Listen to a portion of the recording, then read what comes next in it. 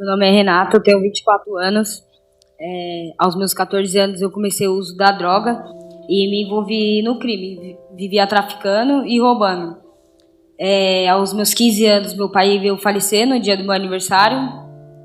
Foi muito difícil para mim, pois eu não tinha o carinho de pai, mas ele arcava com as necessidades de um pai com a filha. Continuei naquele mundo de droga e de crime, acabei sendo presa. Fui para a Fundação Casa, fiquei presa um mês, saí. Assim que eu saí, já fui presa novamente. Fiquei 1 ano lá. Aí quando eu saí, fiquei acho que 2 meses na rua.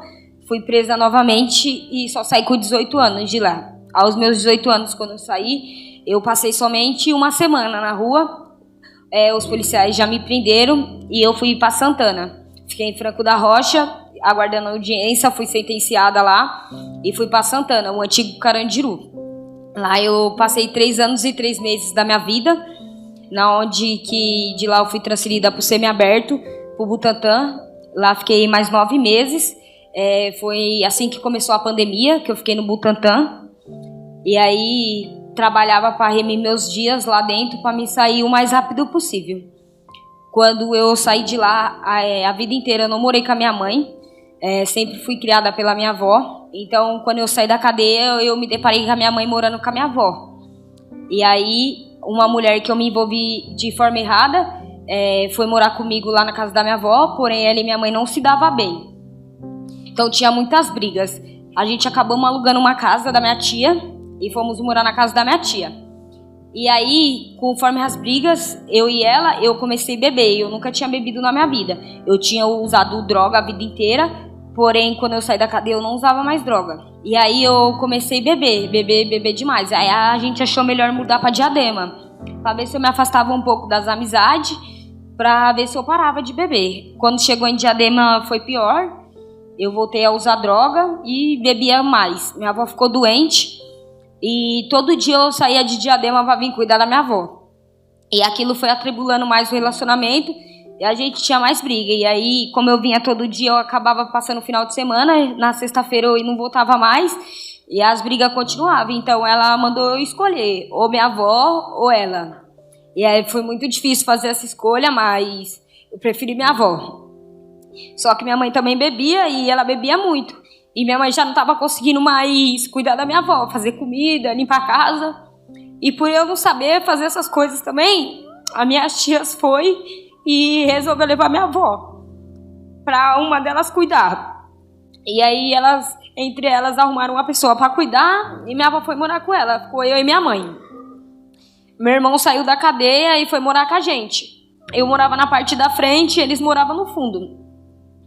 E aí aconteceu um acidente comigo de moto, entrou uma bactéria e foi parar na minha coxa. Eu fiquei internada 2 meses no Hospital das Clínicas, tratando.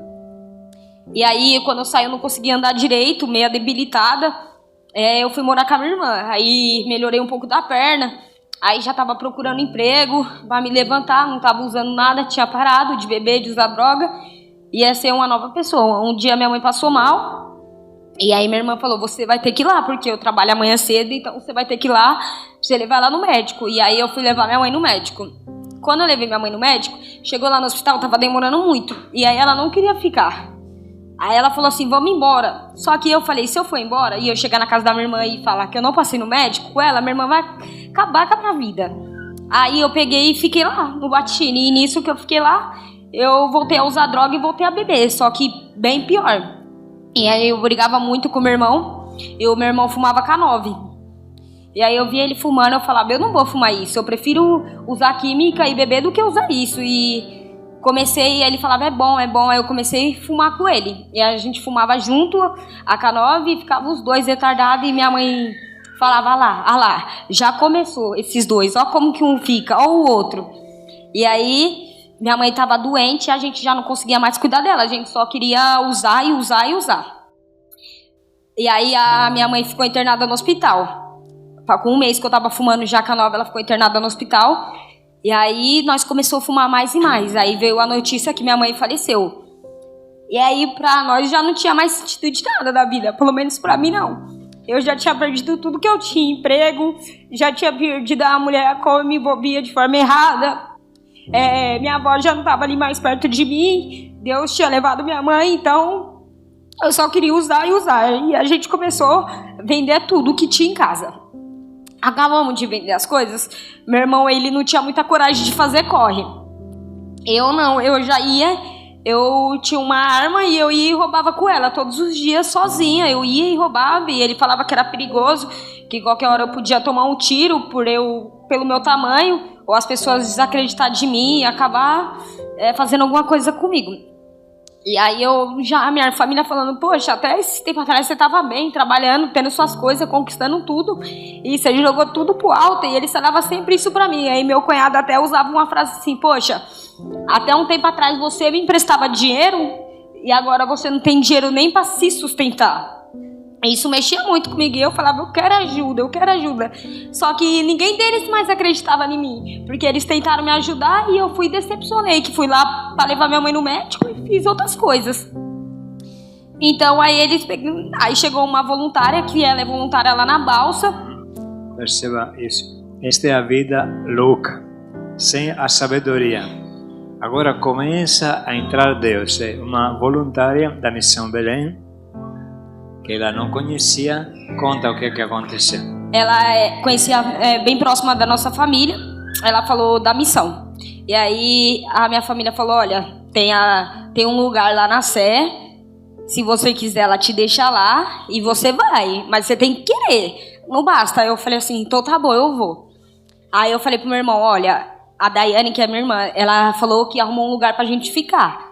A gente vai ter que ir. Ele falou, é melhor mesmo, a gente vai e a gente passa um tempo lá. Pode ser? Eu falei, pode. Aí a gente marcou de ir.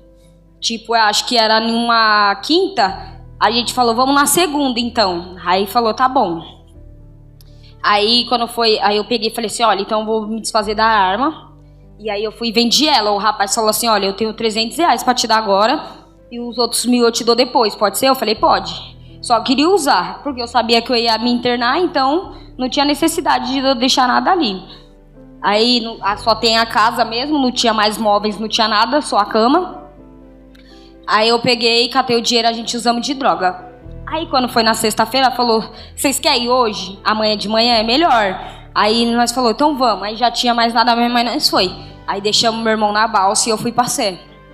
Da Sé, o Gabriel mandou eu pro Sítio das Mulheres em Jundiaí. Eu caminhei lá um mês, mas por conta da minha dificuldade, eu não conseguia caminhar lá, eu não conseguia ter um encontro com Deus. E aí meu coração, eu falava para vir para São Paulo por causa que eu queria estar perto da minha família. Mas eu não entendia o chamado que Deus tinha na minha vida aqui em São Paulo, né?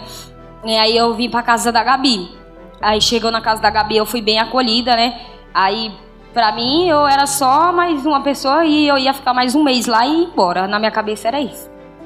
E aí quando eu cheguei lá, né, ela me deu uma vozinha acamada e uma que anda, né? Porque eu tinha acabado de chegar, ela deu uma de cada.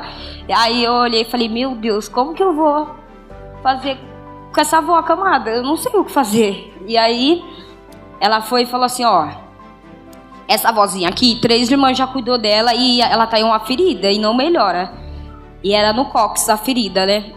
Aí eu falei, meu Deus, se 3 irmãs que cuidou não conseguiu, eu vou conseguir? Não vou não.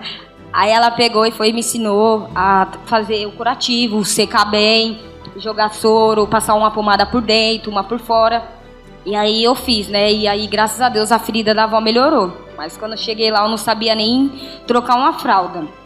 Mas tudo as irmãs foram me ensinando. E aí depois, aí com o tempo, né, dava umas crises assim, eu falava, olha, amanhã é pronto, amanhã dá pra mim ir embora, porque eu já tô bem, dá pra me voltar pro meu serviço, né? Agora eu vou conseguir. Eu só precisava de um tempo ficar longe de tudo. Eu já consegui, agora eu vou conseguir. Aí, quando eu chegava no outro dia de manhã, eu ia dar banho em uma vozinha, né, na Rose.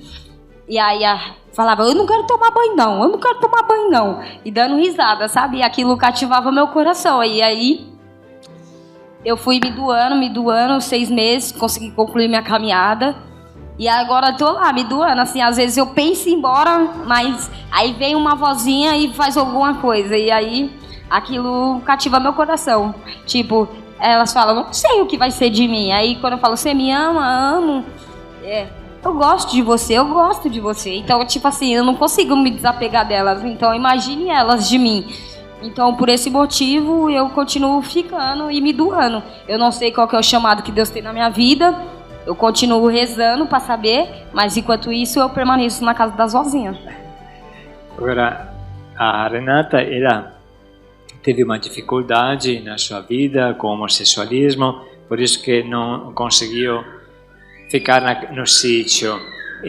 Mas então, como é que você conseguiu depois? Na Gabi? Sempre mulher é um monte de vozinhas, um monte de mulheres. Se você tem esta dificuldade, como é que você conseguiu vencer?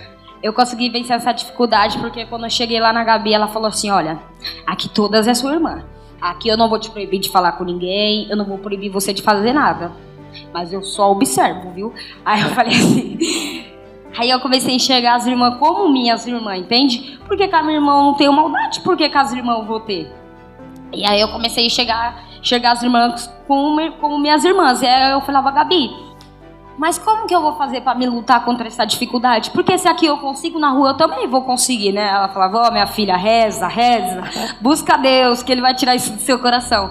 E aí eu fui pedindo para Deus tirar esse desejo do meu coração. Hoje em dia, em qualquer lugar que eu vou, eu vejo todas as mulheres como irmã para mim de caminhada. Eu não consigo ter o desejo que eu tinha antes. Ela fala muito curto, porque é assim mesmo, o tempo é pouco que temos à disposição, mas acho que dá para entender. Agora, ela está com um pequeno sonho, está conversando com a caçuda para ver se vai lá para o oratório.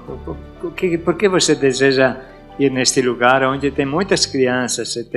Vocês sabem, as crianças das invasões, as crianças do povo de rua do centro de São Paulo estão sendo acolhidas neste oratório. E ela gostaria de ir no oratório. Assim, desde que eu tenho uns 3 para 4 meses de caminhada, eu partilhei com a Monique no sítio. E eu tinha o desejo de conhecer o oratório, né? Aí a Monique conseguiu para mim um dia lá, para mim fazer uma experiência, para mim ver com as crianças, né? E aí eu falei que eu não podia ir porque eu não estava mais no sítio, eu estava na Gabi e tinha as vozinhas, né? E aí hoje em dia eu gosto muito das vozinhas, mas se não for para mim ficar na casa de vozinha, eu quero ir pro oratório, porque eu acho que por eu não ter tido filho e eu não sei, eu gosto muito de criança, eu não posso ver uma criança que eu quero pegar, eu quero abraçar, eu quero brincar. Então, se o meu chamado não for nas vozinhas, eu acho que meu chamado é nas crianças. Vocês percebem a sabedoria de Deus como revirou a vida, hein? Você imagina ela com uma arma na mão fazendo um assalto, né? não dá nem para imaginar, né? E porém, isso aconteceu. E depois a K9, esta porcaria que todo mundo sabe aí, maconha triturada, borrifada com fentanil, isso que explicamos. Ali era agora com Deus. Encontra Deus na casa das vozinhas. Encontra Deus com o sorriso de uma vozinha que tem alguma dificuldade, numa ferida que tem que fechar. Percebe como a sabedoria de Deus age na vida dela, hein? Então, te agradecemos, Renata, por isso, por este testemunho. Que Deus te abençoe.